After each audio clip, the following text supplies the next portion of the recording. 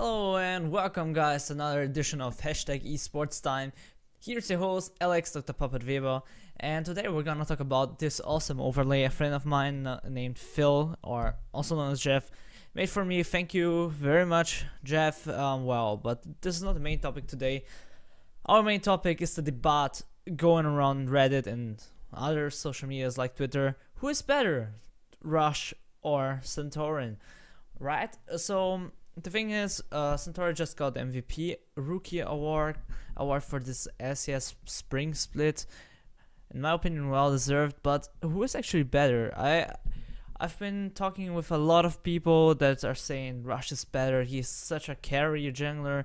He's definitely better than Santorin. Also, Santorin's doing support his team. It's like a second support. He doesn't play impressive. He just plays simple and doesn't have to do much. So let's get some insight on this topic and try to make it clear for everyone why Santorin got the MVP award and not Rush, and who is actually better now. So in the first place, we have to differentiate the playstyles of these two junglers, right? So Rush, first of all, is a carry jungler. So that means you play carry champions, you try to get his team ahead by ganking and snowballing, of course. While Santorin has to play a supportive role in TSM. So what does that mean? And not that Santorin will play aggressive. He doesn't need to play aggressive. So I need to differentiate playstyles that Rush needs to play aggressive to win, to carry his team.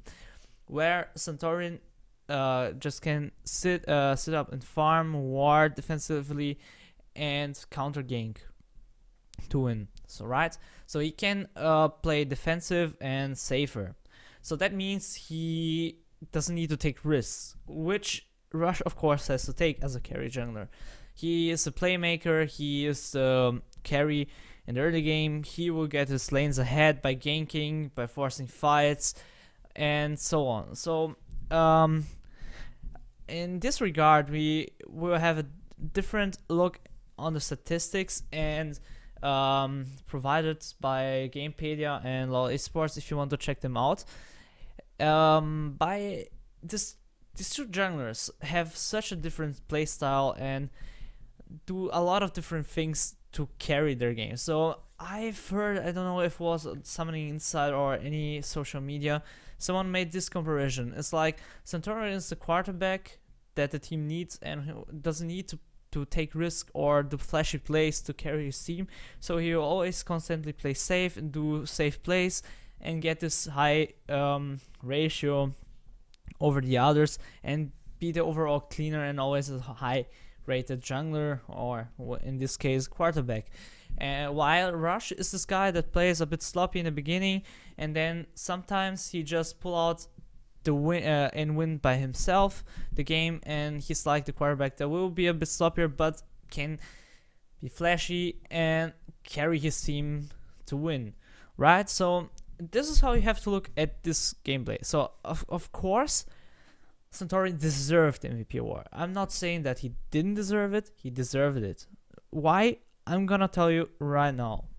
So if we look in the statistics, we have to mention a lot of things. So of course the ratio, and of course if they won or lost with that champion. So they have of course both the same amount of games of 18. So Santorin had 18 games, won 13 of them and lost 5 of them, while Rush had 11 wins and 7 losses. So let's see on the KDA. The overall KDA for Santorin is 6.65, while Rush is 3.32. So that means that in this course of game, they had only 2 wins more, TSM. So they probably had the same impact in the games. It's like very estimated few on the wins. The thing is, but where? So I'm gonna try to analyze first Rush and then go over to Santorin. So we can see here, if you go on the Wikipedia page, you'll see the champions first of all, which Rush plays. He plays Lee Sin, Rek'Sai, Vi, Jarvan, and Nidalee. So where did he get the wins with? The most wins he got with Lee Sin with 4 wins and 3 losses, so he had the most games with Lee Sin. Then with Vi 3-0 and Nidalee 2-0. His highest KDA ratio is 11-5 on Vi, where he literally just hard carried this team. If you see the statistics, like he has 15 kills, 4 deaths, and 30 assists in only 3 games. That's very impressive. But if you take a look at his Lee Sin statistics, he has 9 kills, 24 deaths, and 64 assists. Like, it's not bad to have this 3.04 KDA in 7 competitive games in LCS. Of course not. But if you see, he goes for a lot of rewards, but he takes high risks and dies a lot of times. So if you see only the Lee Sin statistics, this is provided as well with the Jarvan statistics, where he has 4, 14, 21. It's let's say he goes a lot really high risk situations and tend to go this for his team's sake and probably die, so he doesn't have the potential to carry anymore. So if you keep dying a lot, of course you won't snowball as well, but he wants to bring his team ahead, so it's totally fine with that style. But it's a bit sloppier than later when we look at Santorin statistics. So I'm not saying Rush is bad, but he has a clear different playstyle from Santorin's, which we're gonna take a look later on. The thing is, Rush had this impressive week 7 performance and week 8 and week 9 performance that he provided a lot to his team, not only by his play, but he also hard carried him really hard. Like it's impressive how hard he carried his team by only playing Vi and Lee Sin.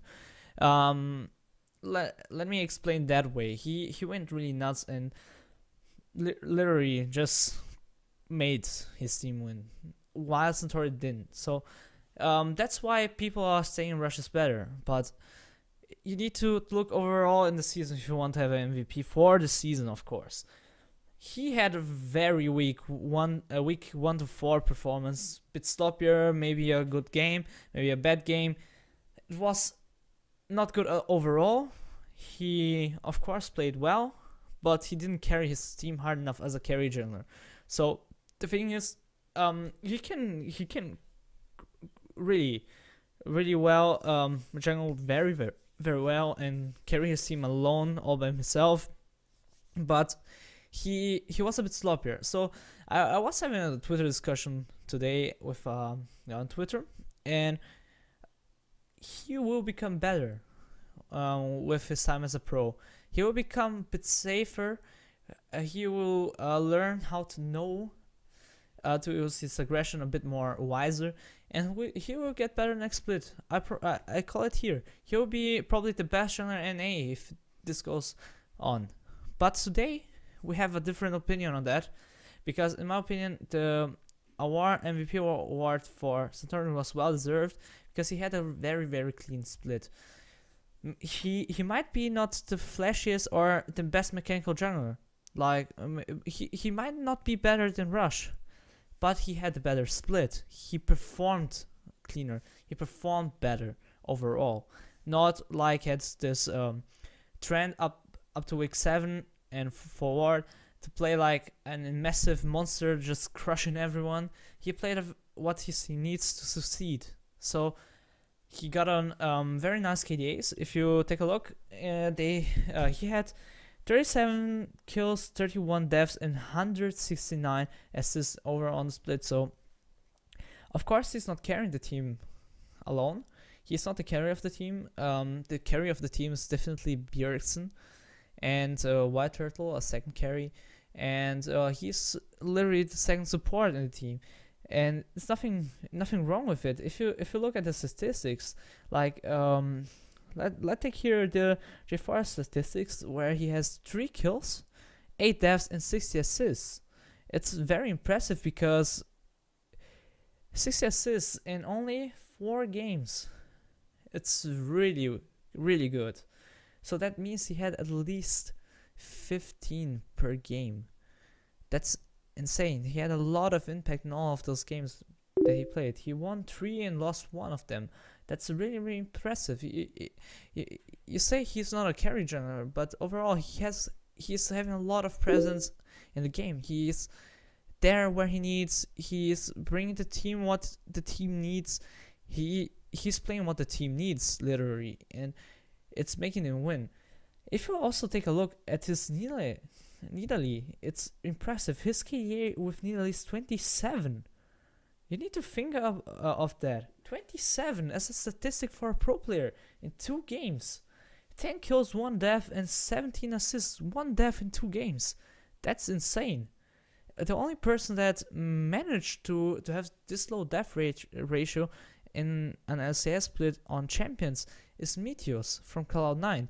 It means that you played safe and you played clean. You took the risk you should have taken, and of course not unnecessary risks, and played them out correctly. That means that TSM is as a team a very, very well structured team, that they go for the right things, they have the right shot calling, and they can execute them very well, their game plan. So props to Lokodoko also here. And of course, very impressive as well as the 14 KDA from Lissin. He has no bad KDAs. That's the impressive on the statistics of Santorin. If you look at the Law Esports infograph, he has the only weak performance that is under KDA from 5 is week 1, where he has 2.4. The thing is, like in week 2 he has 24 and week 9 16, and overall he has something around 5 to 10, and that's really impressive overall over a course of a split. It's not that Santorin is the flashy play like Rush. He is simply the player the team needs. He is there where he needs, he does what he needs, and he is bringing his team a step forward others with his playstyle. So it's a well executed supportive playstyle, and that's why he got the award. He played a lot of a really clean split, and did what he did and needed to do right. So well played, Santorin and TSM. I'm very excited for this matchup. It will be a really good match, not only to see who is the better jungler and the direct comparison, but also which team is better. I mean, TSM always got top 2. They want the first place again. They want to beat their rivals Cloud9 in the finals. That we all think will happen again, but let's see some surprises. And yeah, guys, thanks for watching. I hope I could bring you a little insight on the decision why Santorin won the MVP award, but neither can I say who's the better jungler. I can only say who performed better at the start that they needed to play. And yeah, so I think I could bring us some insight in this discussion. Of course, you can tell me your opinions in the comments or on Reddit or on Twitter down below. So thanks for watching, and if you liked the video, give me a thumbs up or a thumbs down. If you didn't like it, give me a feedback if you want to tell me something, how I can produce my videos better. And if you don't want to miss out, follow me on social media or subscribe here on my YouTube channel. We see you next first with pictures. We share arts.